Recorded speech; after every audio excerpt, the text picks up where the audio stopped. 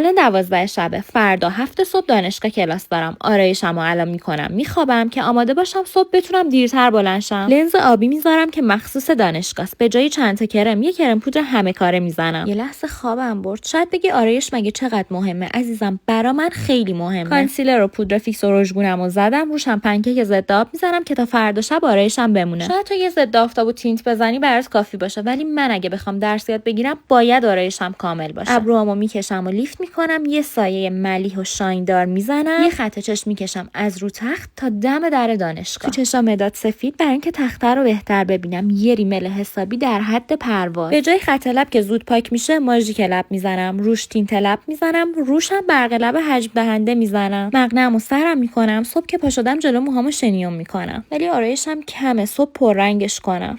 یادم نبود نباید با لنز خوابی. حالا دیگه آماده دانشگاهم، قشنگ تا صبح راحت میخوابم.